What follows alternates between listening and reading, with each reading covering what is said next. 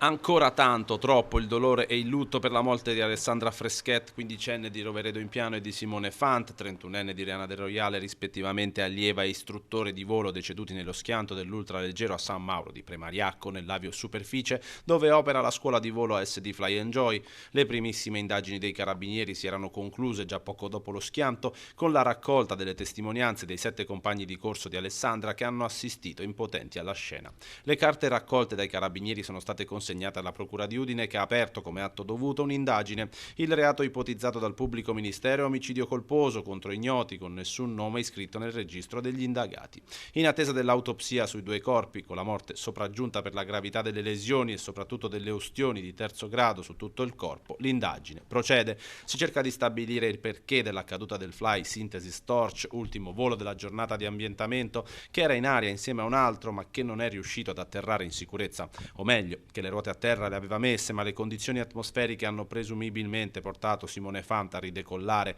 per tentare un secondo atterraggio in sicurezza, ma non ne ha avuto il tempo. Prima dell'apertura dell'indagine da parte della Procura di Udine già si era attivata quella dell'Agenzia Nazionale per la Sicurezza del Volo, ANSV,